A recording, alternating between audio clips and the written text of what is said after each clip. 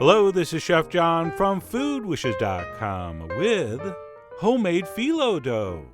That's right, I am very excited to show you how to make your own phyllo, which, by the way, is basically part one of our two-part baklava video. So yes, even though no one's ever requested it, we will be doing baklava very soon featuring this homemade dough. And while it would be much easier and much faster to use the phyllo you buy at the store, this is going to be way more fun. Plus, we get to brag we're able to make what some people consider the world's hardest dough. By the way, as you're about to see, it's not, but that's what a lot of people think. So with that, let's go ahead and get started with some all-purpose flour in a bowl. And what we'll do is make a little well in the center, into which we will pour some extra virgin olive oil, as well as a pinch of salt. And then we'll finish this very simple dough off with some white wine vinegar. And then last but not least, some very warm water. And we'll go ahead and pour that in and give it a mix with our fingers. And as you know, many doughs I will use the electric mixer for. But this is one of those doughs I really want to feel the texture of. So we'll be going sans machine, and we'll follow our standard dough making procedure, where we mix it up in a bowl until it just comes together. And once it looks a little something like that, we go ahead and transfer it onto our work surface. And then we knead it until it's nice and smooth, using just enough flour to keep it from sticking. So just go ahead and start working with it, and if it's not sticking, just keep going. But if it does start to smear on the table, or stick to your fingers, stop and add some more. And if you're doing this by hand, we're going to knead this for about 5 minutes or so, until we end up with something very smooth and supple. And once it does start to smooth out, if you get bored with the regular kneading method, you could always give it the old two-hand roll like this, and then smoosh it back together and keep kneading, and do that a few times.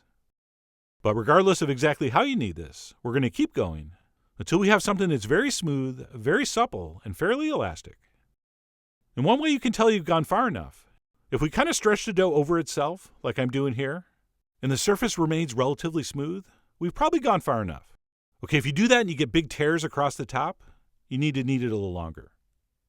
So that's looking good. And basically at this point our dough is done.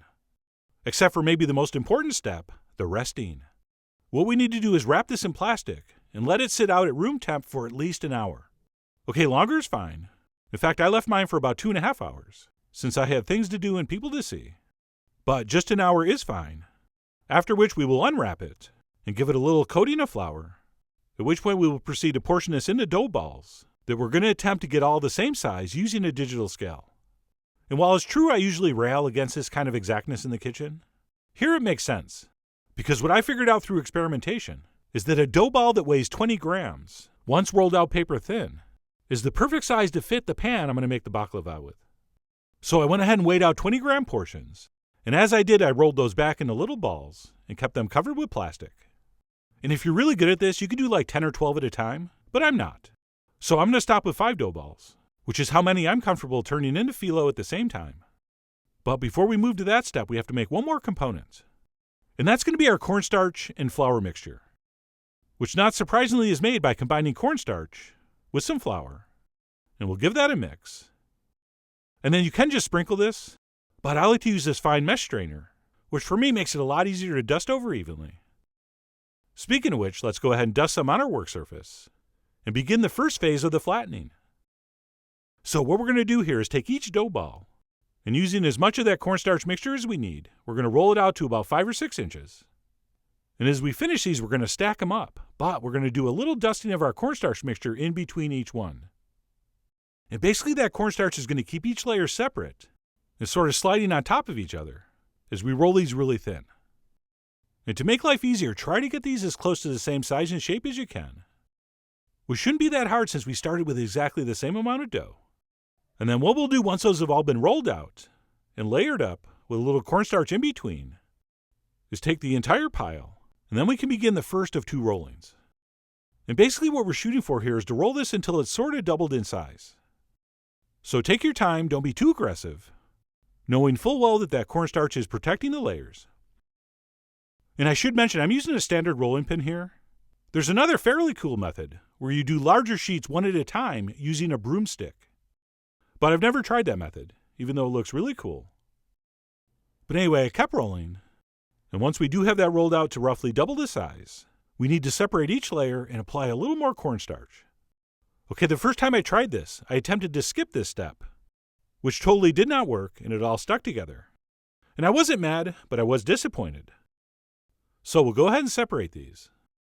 And then we'll restack them, making sure they're coated with enough cornstarch. And some of them, like this one in the back, are already going to have enough on it. But as you inspect these, it's going to be pretty easy to see which ones need another light dusting. So, very, very crucial. Before we attempt our final rolling, we're going to need to separate and restack these. Like I said, dusting on some more cornstarch mixture wherever we see fit. Oh, and by the way, you do not need to stack these in the same order. Okay, as long as we unstack them and make sure there's enough cornstarch between each one, it is really not going to matter. So I went ahead and reassembled my stack as shown, at which point we'll dust a little more over the top if need be.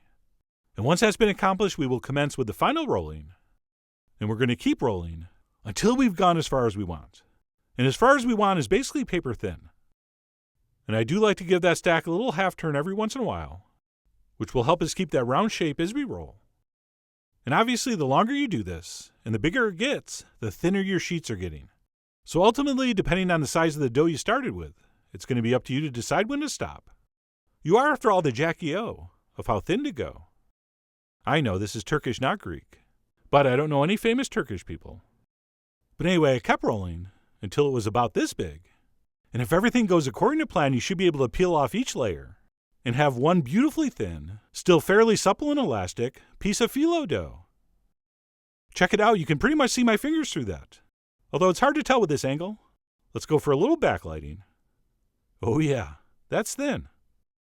So for an amateur, I was pretty happy with how this came out. And by the way, if you do have a little excess cornstarch on there, that actually brushes off fairly easily. And if you want, you can use it immediately. Just keep it covered as you're working so it doesn't dry out. But I'm actually going to pop mine in the fridge and use it later. So what I like to do is transfer that onto a lightly dusted piece of parchment, and then place another one over the top and roll it up. And I said roll, not press. Okay, so roll that up with a nice light touch. Do not press. And once that's rolled up, we can wrap it in plastic and store that in the fridge for up to 24 hours, or pop it in the freezer. And of course, once that batch is done, we would continue with the same process, finishing the rest of the dough. And usually at this point of the video, I'd have something to taste and discuss. But that's it. Sorry to leave you hanging, but this was just how to make the dough. And you'll have to stay tuned to the next video when we use this to make baklava. And yes, there's a little teaser for you. But in the meantime, if you want to practice, just go ahead and make up a batch, and then search Phyllo on allrecipes.com, and you'll see tons of options of what you can do with this amazing product. So I really do hope you give this a try soon. Head over to foodwishes.com for all the ingredient amounts and more info as usual. And as always, enjoy.